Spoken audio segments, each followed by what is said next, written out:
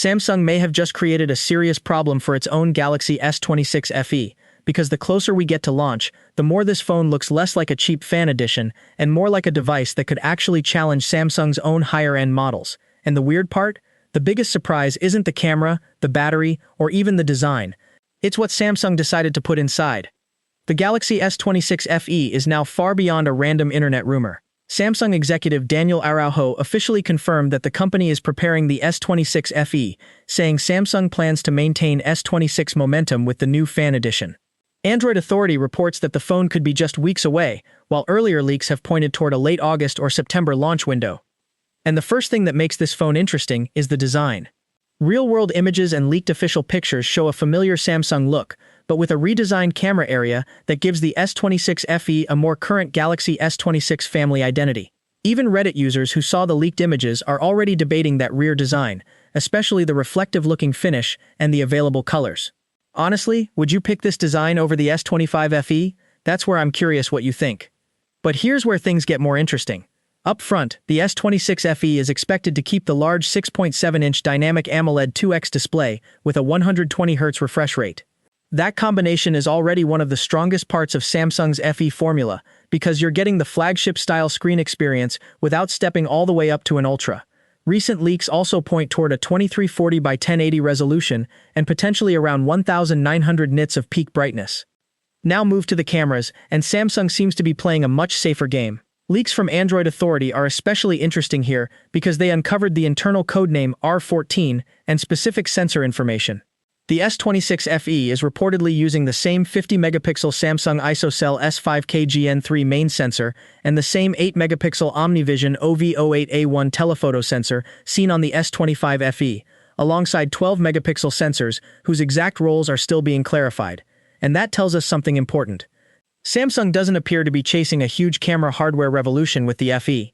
Instead, the company seems to be betting on processing, AI features, and the overall Samsung camera experience.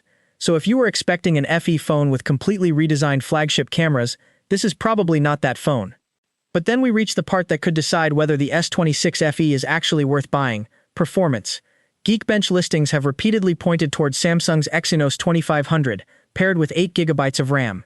One US test unit reportedly scored 2,426 in single-core and 8,004 in multi-core testing, while a Korean model posted lower results. On paper, that is a meaningful step forward from the previous FE generation. But there's a catch.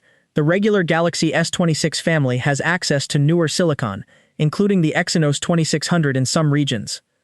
And this is the twist most people are going to care about.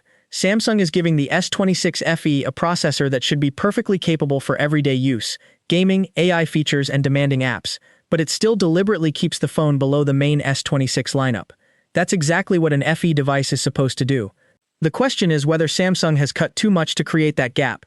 Battery looks more promising.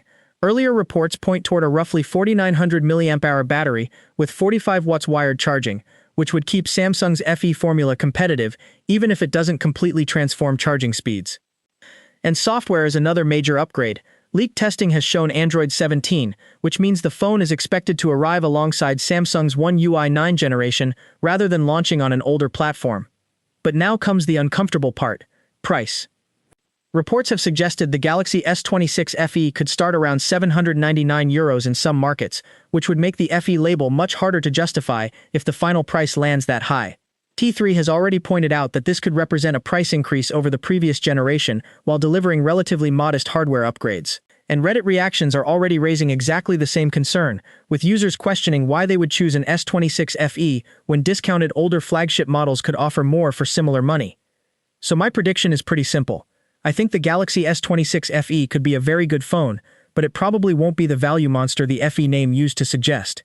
If Samsung keeps the price aggressive, the combination of that AMOLED display, capable Exynos chip, 45W charging, strong cameras and new software could make this one of the smarter Samsung buys. But if the leaked higher pricing becomes reality, I'd personally skip it and look toward a discounted flagship instead. What do you think? Does the Galaxy S26 FE still deserve the Fan Edition crown, or has Samsung pushed the price too far? Drop your take in the comments. And if you want the next S26 FE leak before it becomes old news, subscribe and stay ahead of the next update.